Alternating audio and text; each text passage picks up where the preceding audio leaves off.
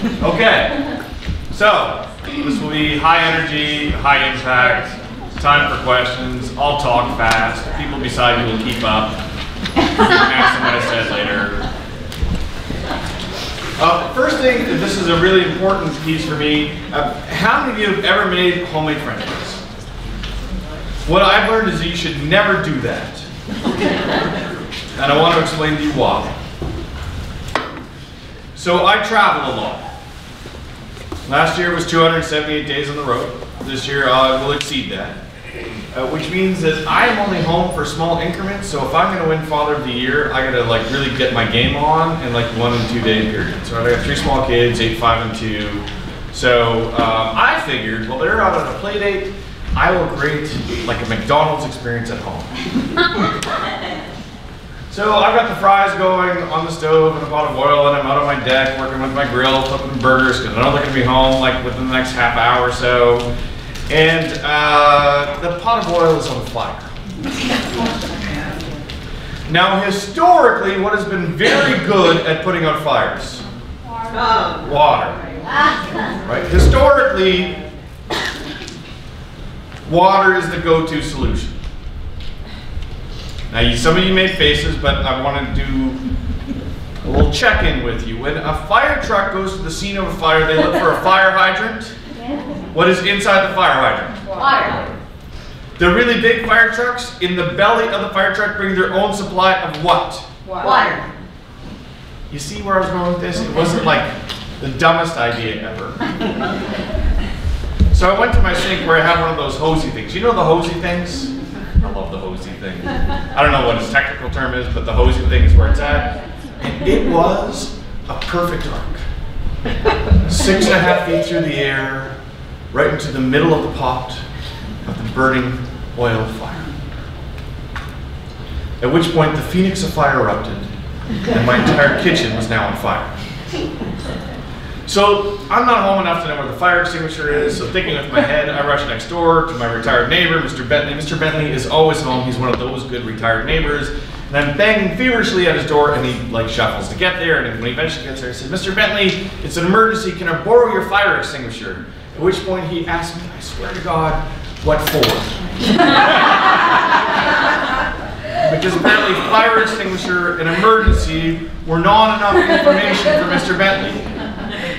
Going back to my house, I figured now we're totally in a 911 situation, right? And where I live, you call 911, you get the full meal deal. You get the paramedics, you get the firefighters, you get the police. They all just automatically come. And while I'm waiting for them to arrive, I figure I should probably rescue the pets because no one wants to have crispy pets, and I'm already going to be on thin ice in my marriage for having burned down the kitchen. And if they come home to crispy pets, then it's going to be game over. But pets do not understand rescue. Right, so the cats are running around the house, hiding underneath the armoire. We have nice furniture. Oh, it's a game.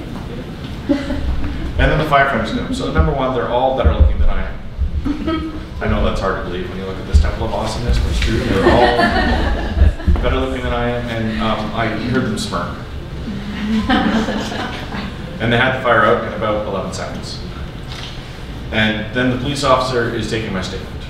He says, "You know, buddy, you should have had a salad." And that fictitious story about French fries is everything you need to know about homelessness, in a nutshell. Well, at least our responses to it. Number one, the things that we think we should use to solve an emergency are often the wrong thing that will make matters worse, not better. Like water on an oil fire. Of course I know you don't put water on an oil fire. And that's a tip for all of you who didn't know, don't do that. Number two, in an emergency situation like I was in this fictitious story where I rushed next door to Mr. Bentley's house, instead of actually giving me the thing that I needed, he asked what for. So asking the wrong questions when someone actually tells you what they need. And number three, the situational debrief, as I did with the fictitious police officer, instead of actually learning from it, we can use it contrary to actually end up belittling or shaming people for their experience of being helped. So how do we rethink about our homeless service delivery system so that we don't commit the French fry crime? And the way that we do that is by using data and evidence to drive towards meaningful system change and to be steadfast in our resolve about ending homelessness. And that will, it absolutely will, require doing some things differently. it has been delightful to be in a community where some of those things are happening. And it would make me do cartwheels. Okay, so I don't really know how to do cartwheels, but I would try to do one for you. If anything that I say today stimulates other change towards things that can and should happen to move the system along. Because of what is that? Some of the things I will describe is not about getting new money and doing new things. Some of what I'm going to describe is about stopping doing certain things and then reinvesting that money in something different. And you can tweet along, I'm at Orco. I'll check my Twitter feed later. So what do we mean by this idea of a system response? What do we say we want a unified homelessness system? Because, I mean, that sounds great. It sounds like smart people are in charge, right? If you're doing that.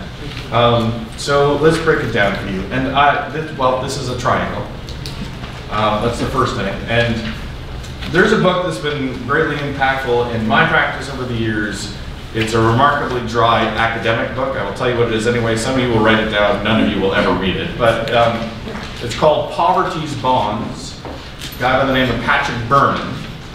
And he outlines an analysis about responses to big social issues over time. And then I've taken his ideas and put them into this triangle. So what's at the bottom of the ladder? What's the worst thing you can do for a social issue? Does anybody know? Charity. Charity in the history of humankind has never solved the social issue. Now, charity has a place. I'm not saying that charity doesn't have a place. Charity does remarkably good things at feeding people when they're hungry, giving people something to drink when they're thirsty, giving people clothing when they need clothing, even providing temporary shelter. Charity does all those things remarkably well.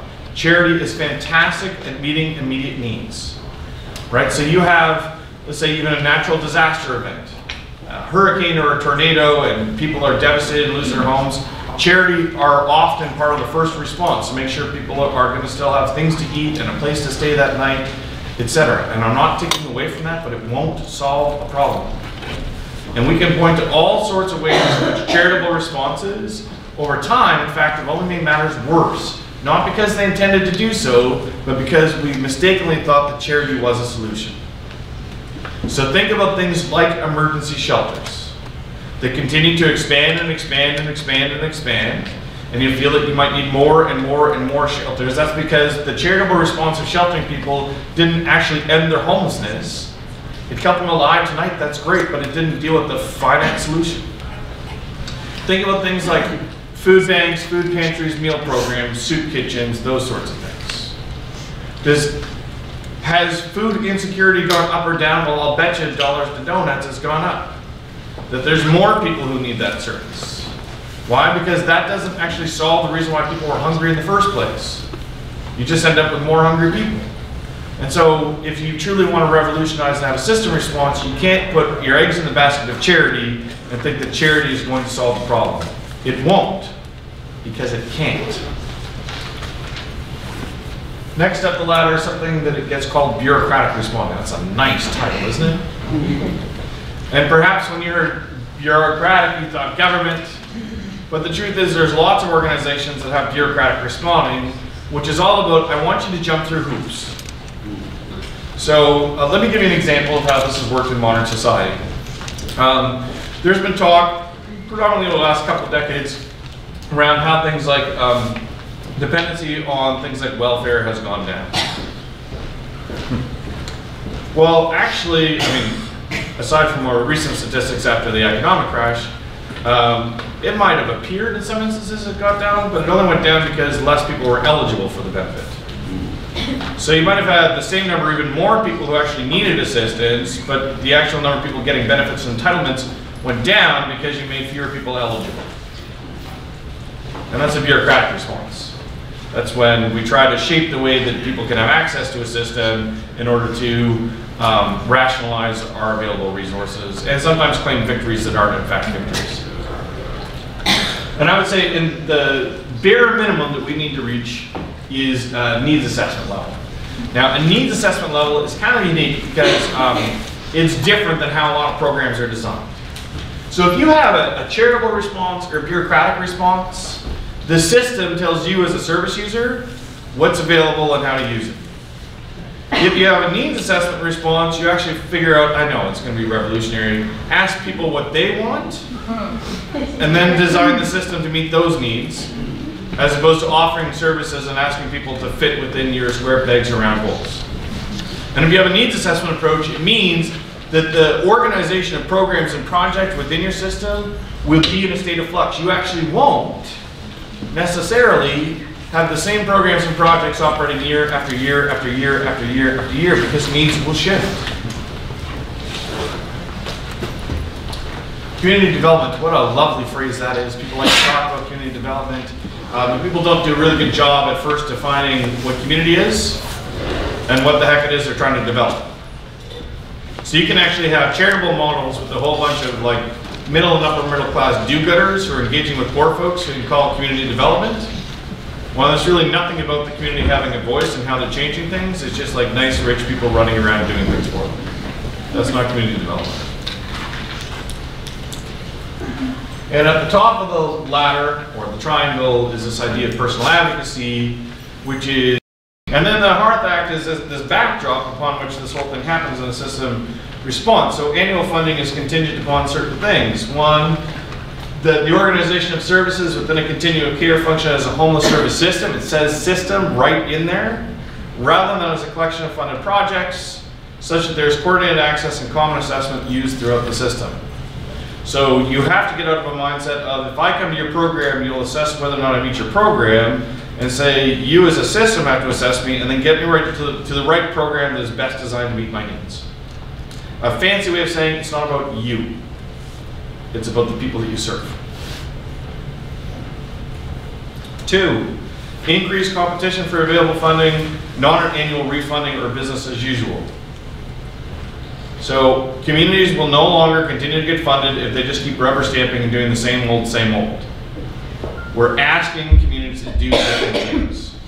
3, strong emphasis on performance, not just of individually funded homeless projects, but the system as a whole. Let me put this one to you another way. You are now only as good as your least well-performing organization.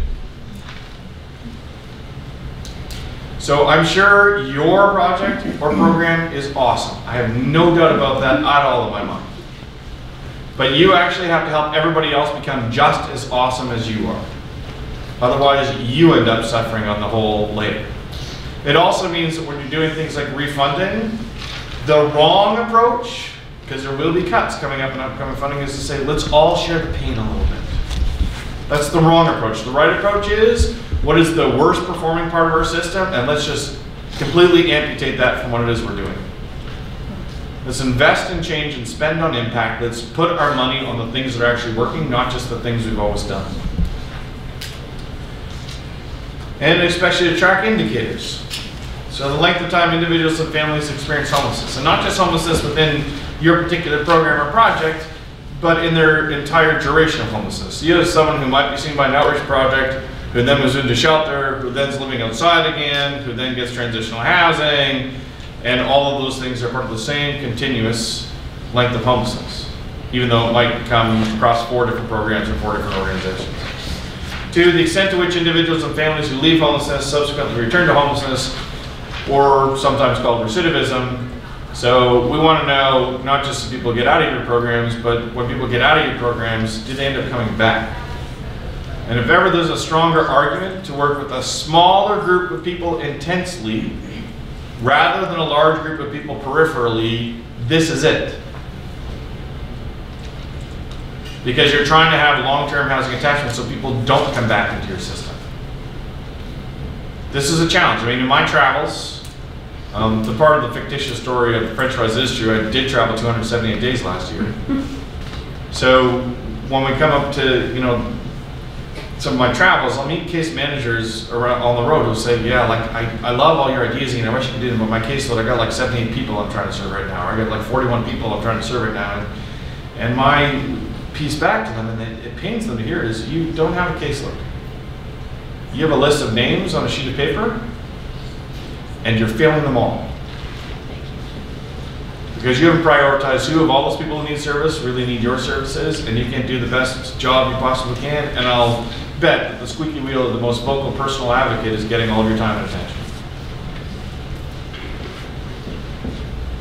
So from funding, including private philanthropy, we need to get out of a quantity mindset and into the quality mindset. The capacity of your systems and services to create a comprehensive and reasonably accurate picture of the homeless population and their needs. How many people are homeless? What do they actually, I don't know, need?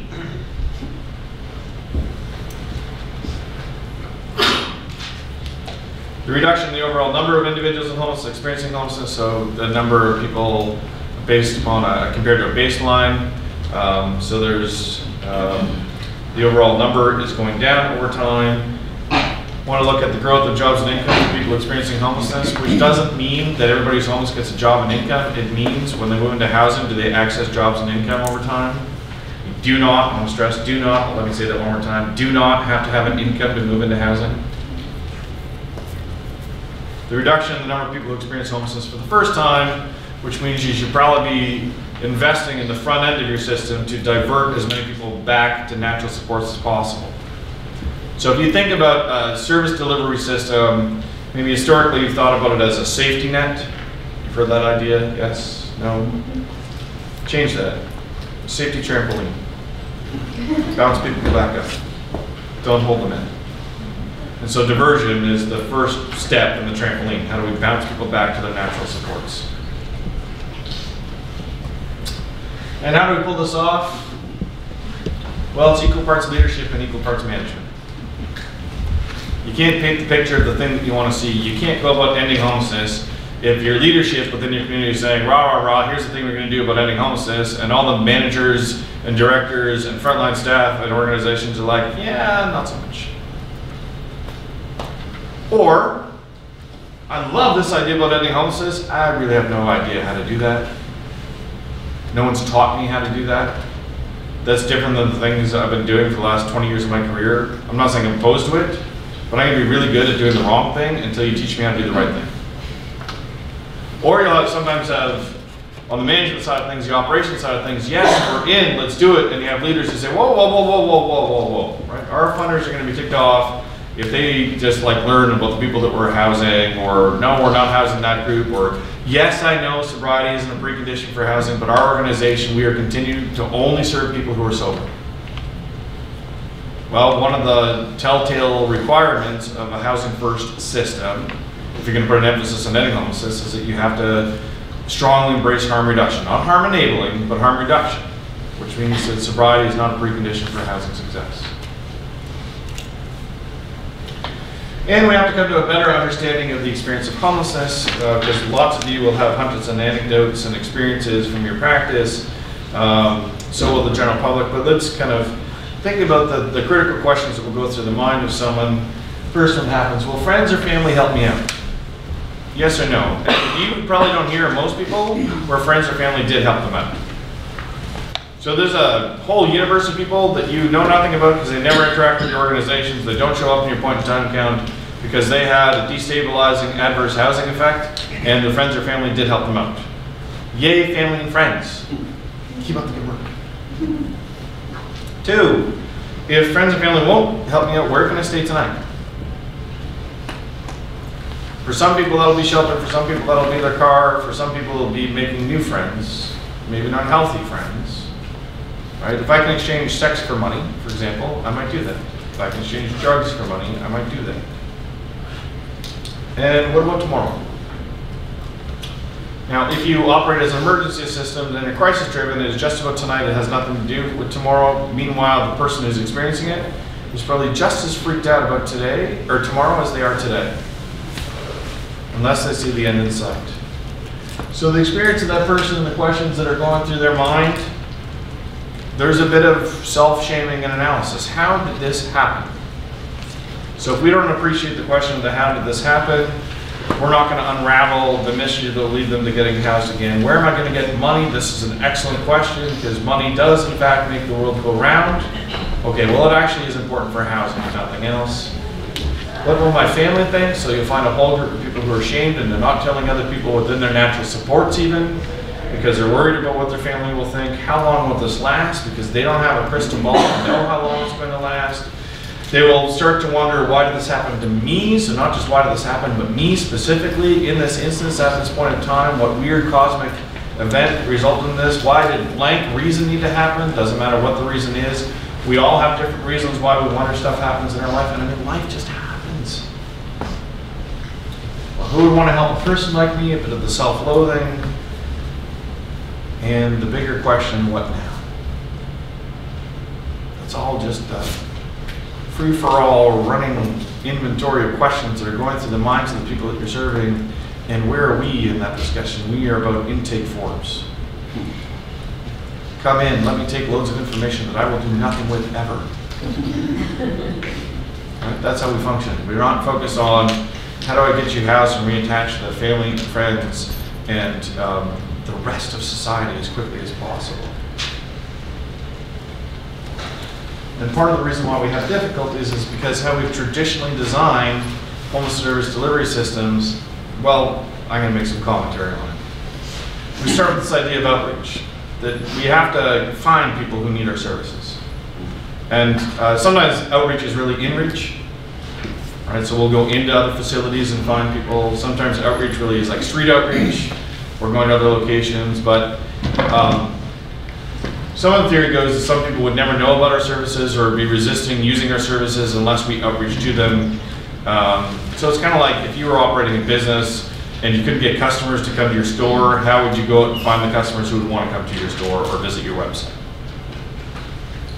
And from outreach, we want people to go to the shelter, right? So I found you and I've outreached to you, and let me tell you that about these shelter options that we have, so you don't have to be in the situation. And you do really well in our shelter programs for a period of time, and then you move into transitional housing. And once you've been in transitional housing for a period of time, then you move into permanent housing. Does this sound familiar to anybody? This is crap. There is zero evidentiary base to support this. None whatsoever. So why do we keep doing it? We keep doing it, one, because that's the way it's always been done. Two, we built our assets to support this. Our physical infrastructure supports this.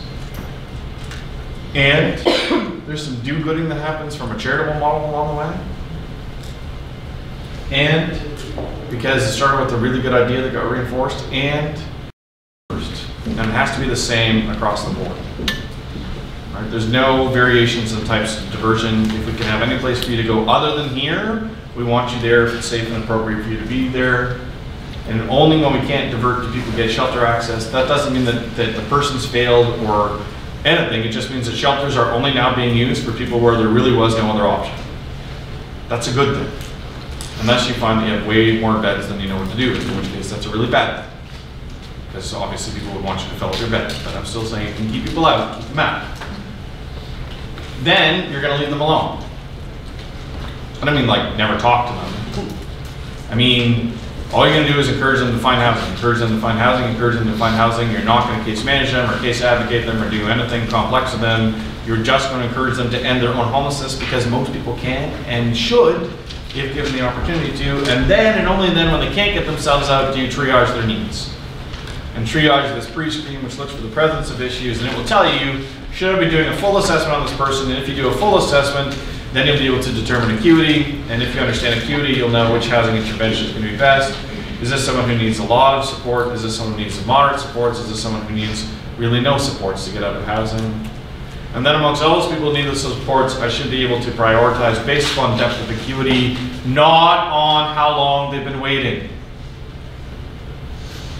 Waiting lists are a boondoggle. If you have a waiting list, tear it up, burn it up, rip it up, delete it from the waiting lists are a remarkably ineffective way to function as a system. Because you'll spend more time and resources managing a waiting list that very few people ever get off of, rather than managing an approach that prioritizes people who do need a service. Then you should notify people of their priority status, and then is when I would assign a case manager. I wouldn't use any case manager resources before because they're a precious commodity, they're specialists, they need to be trained on how to actually do these things. So don't attach them to a resource that actually isn't going to be effective for them, only put them in places where it will be effective. And then that case manager starts with administrative stuff like preparing for housing and doing a housing search and lease signing. That's always an exciting moment. And then the person moves in, and some people will think, okay, we've done our job, done. And I will say, nay, not so. In fact, this is actually where the work begins. And so if you truly want a system, a unified approach that focuses on ending homelessness, if you actually care about this thing of ending homelessness, you have to be investing more on keeping people in housing than you are on getting people to housing. I can point in every single jurisdiction where they've seen massive reductions in homelessness, they've made that financial decision with their housing. So not nearly as much on the emergency side and transferring those emergency resources to the solution side. And then goal setting should be linked to areas of higher acuity. If we have information about what destabilizes someone, why are we still thinking it's appropriate to enter into these open-ended conversations about, so what are your goals? Because if I ask you what are your goals, you're going to get a job or your GED, you're going to take your meds, stop drinking, see your doctor or psychiatrist, call your mother, maybe not in that order. Because you've been socialized with every sort of social worker type and case manager you've met, in jail, in a hospital, in homeless services, anywhere else, the school system, that's the answers that you're looking for. Yeah, and if that really worked, why are you still homeless? So instead, we're now saying, okay, let's actually have goal setting linked to the areas of higher acuity in your life. So I've noticed, Iain, that you have high acuity in your ability to manage money. So what are going to be your goals related to managing money? I've noticed, Iain, that you have higher acuity in your mental health and wellness and cognitive functioning. What goals you want to set to try and improve your mental health and wellness? Those two examples. And then we should monitor results because we should be able to embrace our inner nerd with pride and know that only a nerdy approach to ending homelessness will truly end homelessness. And nerds are sexy. And then you'll have success. And if you deviate from this, you will not have success. And you might wonder, well, what about people who return to shelter? Well, I have an answer for that. We'll just change presents to shelter to returns for shelter. I'll make this a shorter period of time. Everything else exactly the same. And then you might say, well, we got a whole bunch of people who've been in our system for a long period of time. We got people that we do outreach to for a long period of time. And I would say, relax. I got it.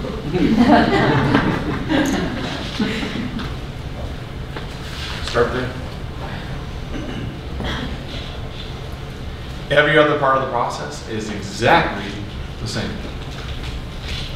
Same triage tool, same assessment tool. Use in every location and every population. The same tool you use with adults is the same one you use with youth. The same tool, or as much of the same tool as you can use possibly for families, you will use for your single adult population. The same tool that you use for your general population, you use for your veterans population. So now you can have a system-wide community conversation around acuity and who is the most needs. Not who's the most needs based upon all the people that I've seen in my program. Who's the most needed in our entire community. Right? And so you'll also start to de-link your housing resources from your emergency resources. So let's say I have housing and I have a shelter. The people who get access for my housing don't have to have been in my shelter first. That is separate and apart from how my shelter operates. The person who gets access to my housing is the next person with the deepest needs in the community that meets the eligibility for the housing, which means I, as a provider, am totally removing myself from all the decision making around who uses my resources. Now the people who come into my shelter are screened and determined by someone else, not by me. Now someone who comes into my housing is determined by someone else that is not determined by me. And that freaks people out like you wouldn't believe. But it's not about trying to take away your power. It's about saying, we're going to do all the dirty work as a system to get the right person to the right intervention at the right time. You no longer have to invest any resources in people that say no. We got all the no covered. And we manage needs across the system. So if an individual is trying to get themselves housed, they're not on 5 or 8 different housing lists, trying to manage each one of those independently. And we're no longer just trying to make it about first come, first serve or luck that they happen to go to your organization on a particular day. we're looking at needs as they fluctuate across the entire system. And if what you say you do in practice is the same thing that you say and do on paper, then you should actually only be getting the people who meet the needs of what you do anyways. I'm just trying to celebrate your awesomeness. I am matching the person or family that best needs the thing that you say you do. Trust me, I got this. And if you do something different than what you say you do, let's write that out before we get started. So if you have an unwritten rule that like once you have 5 long hairs with tattoos, that like you've hit your long hair tattoo quotient and you can't take a 6th, write that out. I mean, maybe we need to deal with that as a system later, but I gotta know that before I try to say that someone can come into your program and they really can't come into your program. And the values and opinions will inform our practice nonstop. And the values and opinions are one of the most difficult things to negotiate in a system-based context. Some of the things that come up a lot is this trying to come to a common understanding of why homeless programs exist. Well, they exist first to divert people away from services. So diversion is a service. It's not the absence of service, it's not denying service, it is a service. And it exists as a service because if you can have natural supports, you will do better in your life than if you have to come into the system. I'm not saying the system is terrible or bad or anything, but if it's safe and appropriate for you not to be in the system, don't be in the system. They exist to provide a rapid response to those that require an intervention through progressive engagement. Progressive engagement means I start with the lightest touch possible and I add services only as it's warranted by your acuity. To put an end to chronic and episodic homelessness. Those 2 different types of homelessness are solvable. I can't prevent someone from becoming homeless tomorrow. There will always be someone who becomes homeless tomorrow. But I can prevent the person who becomes homeless tomorrow from being an episodic shelter user or chronic shelter user. The focus on ending homelessness, to be clear, is not anti-shelter. Right? I think shelters should function the same way that you might think that your fire department should function. You never want a fire, but you're sure glad they're around when you have them. I never want to have to use a homeless shelter, but I will sure be glad that there's one there when I need it. And ensure emergency crisis responses function relative to the original intent, short-term and infrequent, so they're not filled with programs that prolong homelessness, nothing that incentivizes homelessness. So for example, no employment programs for homeless people. That's a good example of things that incentivize homeless. How do I qualify for that employment program? I stay homeless longer. Right, so that's contrary to what it is we're trying to achieve. But the other thing you should start to do as a system is set what is your benchmark or target for how long it should take someone who uses shelter for the first time to get housing. And 30 days isn't a bad barometer. At least a place to start. And focus on the only known solution to homelessness, which is housing. I get paid, I'll say the big bucks, but I'm really lousy at the business end of this. But housing is the only thing that ends homelessness. It's the only known cure. So like, substance use treatment doesn't end homelessness. Does a great job dealing with substance use, but doesn't end homelessness. And employment programs do a great job helping with employment, but they don't end homelessness. And I could go through my long list, but I won't. But if you don't put getting people housed as the first step of all the things that you do, you will waste a whack of money and make people's lives worse. And we have to really tackle a whole bunch of myths that get in the way of achieving success as a system. Myth number 1, substance users need to achieve sobriety to be successful in housing. It was 100% unequivocally incorrect. All right, so I will take a poll. This is an important poll. How many of you have had 1 or more drinks of alcohol in the last 30 days? Show your hands. Clearly you do not deserve to be housed. So if you will leave your keys with your address on the way out, increase my real estate holdings, and I think it's really important. So if sobriety isn't a precondition for you to be housed, how can you making it a precondition for everybody else to be housed? And you might say, well, they are substance, oh, this can pay me to say it out loud, let's say it anyway, abusers. Okay, well, statistically, there's enough people in the room that one or more of you has a substance use disorder. So, and we're probably one of the people who admitted that you have, so maybe it's just you who needs to leave your keys in the way if you want to self-declare that. But the data actually also doesn't support that. The data clearly shows that most people with a substance use disorder will never experience homelessness in their entire life. I'm not saying they don't make compromised housing decisions. They could probably afford a much better place if they didn't spend so much of their money on alcohol or other substances. That's probably true. They might have experienced other relationship breakdowns as a result of the substance use. That's absolutely true. And I also want to be clear, people may choose sobriety. When people choose sobriety, that is also their choice and not a bad choice. But to say that that is something someone has to do in order to get access to housing is dead wrong, because there's no evidence to support it. So if I choose housing and to be sober in housing, that's fine. If you say I have to be sober to access housing, that is a myth. 2, the people with mental health issues need to take their meds and be connected to a psychiatrist to be successfully housed, or to be successful in housing. Okay, so newsflash, I am a person who lives with mental illness. And I own a home, and I'm married, and I have 3 kids, and I own a business, and I'm a university professor. And I travel on the road all the time, and I engage in all sorts of social situations, and yes, I take medicine, and yes, I have a wellness recovery action plan that I rock really hard every single day to get through the day, and yes, I have a network of peers that I can rely upon, but you know what? I am housed.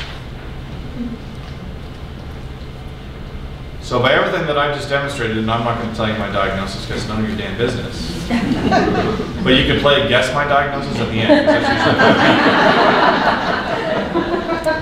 and you all like to play archer psychiatrist anyway.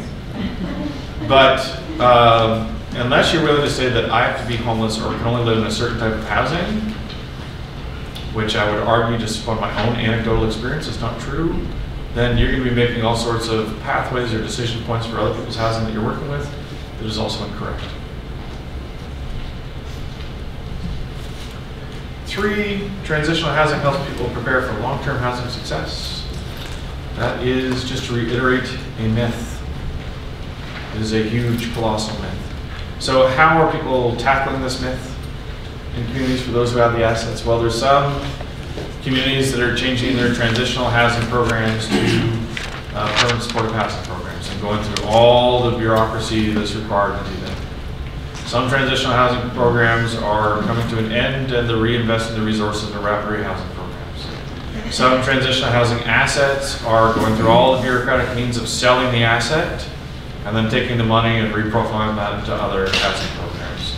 Some transitional housing programs are starting to change their model to be more of an interim housing solution, which is different from the transitional housing set, because it would say, who's the next most acute person in our queue? Oh, it's Ian. Oh wait, we have no permanent supportive housing places right now for anybody. So Ian actually goes to transitional housing and my length of stay will go down to 207 days or less on average. But it also means that your transitional housing stops being filled with the people that you thought were doing really well at low and moderate acuity, and it becomes filled with a whole bunch of people with really complex co-occurring issues. So if you as a provider aren't trained or provided or ready for that, it will just like mess you up. People need to be housing ready. That is a myth. Everybody's ready for housing.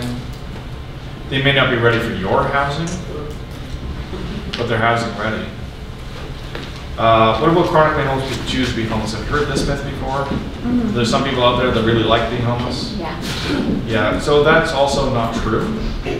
So 2 of the largest research studies that I've had to do on this issue are in large metropolitan environments. And so 9 out of 10 chronically homeless people want housing. And so you'll say, see, I told you 1 out of every 10% didn't. And I will say, okay, smarty pants. More than half of those didn't want housing because their service provider or case manager told them that they weren't housing ready and they shouldn't move into housing. And 3% of what's remaining, just over 3%, didn't want housing only because they were already on a waiting list for other types of housing and thought if they accepted housing in the interim, it would screw up their place in the waiting list. So it's not that they didn't want housing, they just didn't want to be housed right now out of fear that it would screw up the chronology for their other application for other housing. And 1.7% are truly transient. I will take 2 out of 100. I will not accept anybody who tells me in our community it's different. They may not want the housing that you've offered. They may not want your programs and your compliance, but that doesn't mean that they don't want housing.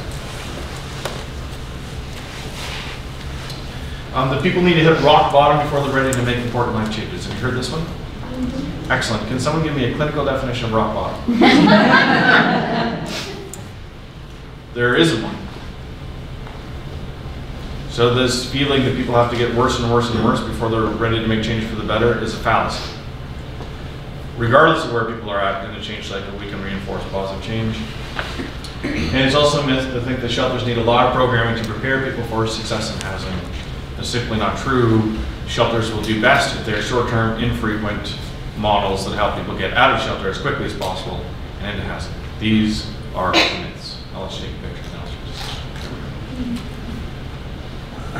So a little bit on this idea of housing first and rapid rehousing 101. So this is the nuts and bolts, and then at a high level, and I'm doing another session this afternoon, we're going to drill more into this. And you know, if you're like really jazzed up about what you're about to hear, and you didn't sign up, and you want to come this afternoon, I'm sure you can tell Jason at the back, and he would love to have more people this afternoon. Am I right with that? Yeah. After 2 o'clock at Mark. Okay, 2 o'clock at Mark. See, now it's an open invitation. You don't even have to tell him. You can just show up. Yeah.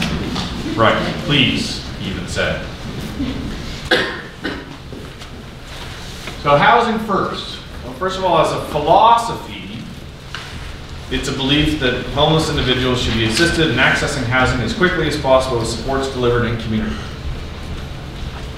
Now this, as a philosophy, is actually what I would describe as lowercase h, lowercase f housing first. Why?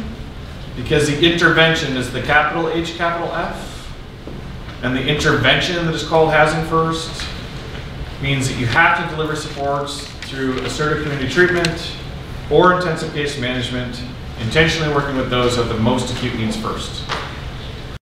Work. I'm glad you asked. As an intervention, it does. As a philosophy, not so good. So this journal article, so now I'm going to get super nerdy, but I'm going to do it like as a layperson approach as possible. So this one comes from the American Journal of Public Health. And so they randomly selected 250 people to get housing first, and the other group got treatment as usual, which is like shelter and or transitional and or treatment. And the housing first group moved into housing quicker, remained stably housed, and had more positive assessment of choice in their life. The control group, that's the non-housing first group, the use of substance use treatment was higher. However, there were no differences found in substance use or psychiatric symptoms between the two groups. So even though one group did treatment a lot and the other one didn't, it made no difference on their substance use. So you wasted a whole bunch of time having people go to substance use programs that had no bearing on their life. Housing first participants were able to achieve stable housing without negative impacts on psychiatric or substance use symptoms. So people's psychiatric care and symptoms of substance use did not worsen when they moved into housing without having to do mental health treatment or substance use treatment first. But that's not all. This article from Psychiatric Services compares 242 housing first participants with 1,600 individuals receiving linear residential treatment. That's shelter to transitional, transitional to housing, which may have stops and treatment along the way, and follow them for a 5-year period. So a longitudinal study, over a 5-year period, 88% of housing first stayed housed compared to 47% of people who had linear residential treatment. What about this article from the Journal of Community and Applied Social Psychology, which compared 225 participants interviewed and then randomly assigned to housing first for a service that made treatment and sobriety a prerequisite for housing, then interviewed them every 6 months over a 2-year period. The housing first participants spent much less time homeless and much less time in psychiatric facilities and experienced much less service costs than the comparison group. Or this one from the American Journal of Community Psychology, which had 2 experimental groups that was trying to say, what about if we offer low barrier services? Do low barrier services help people access housing? In a nutshell, it says, just having a low barrier services isn't enough. You have to have low barrier and opportunities for people to get housed all the time.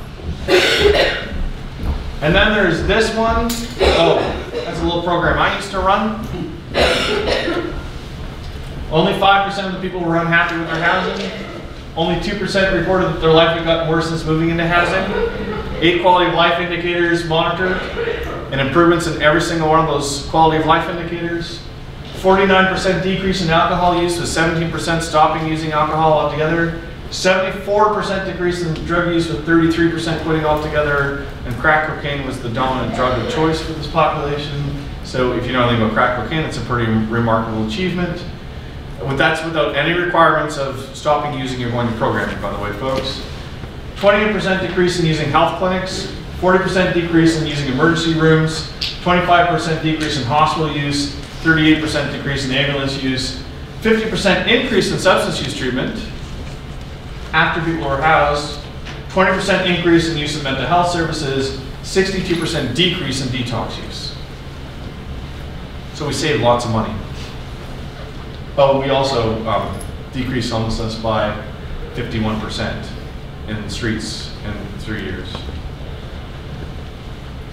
This project is the only study in the world that did a 5-city, multi-year study on housing first and assertive community treatment compared to treatment as usual, housing first intensive case management compared to treatment as usual, with extensive follow-up for the treatment as usual group. So it's the only study that has multiple years and multiple cities as part of the same intervention. And over 80% of the clients stayed housed, compared to what ended up being 37% of the treatment as usual group. Savings of over $9,000 per high service user per year. And in most of the places resulted in policy shifts in funding and service orientation. And then there's this study, which comes from the Journal of the American Medical Association, which if you're not up on your academia is one of the journals most difficult to get published in, because their standards are so high. But if you get published in this, you're like the bee's knees, you are the cat's pajamas. And they're also very selective on the things they want to publish about. But they published about this place-based housing first project operated by Desk in Seattle, 1811 Eastlake, and the Journal of American Medical Association. So what permanent supportive housing has positive health and social incomes and reduces costs. Journal of the Addictive Behaviors found motivation to change while in the housing environment produced consistently better outcomes than treatment attendance. You want people to be motivated to change? House them first. American Journal of Public Health demonstrates reduction in alcohol use and is a, quote, strong rebuttal to the enabling hypothesis. So people who think if you let people be drunk in housing, if you encourage drinking, if you have wet, that's just going to make more people drink more or be all alcoholics, isn't true. People will reduce their use in an environment that actually says it's okay to drink. Journal of Community Psychology reports 84% maintained stable housing at 12 months, and the Journal of Psychiatric Services determined that criminal history was not a predictive factor in housing failure. And the International Journal of Drug Policy reports the same, and decreases in jail after being housed. You want to keep people from returning to jail or doing more jail time, house them. And I don't know if you know this, but housing is way less expensive than jails.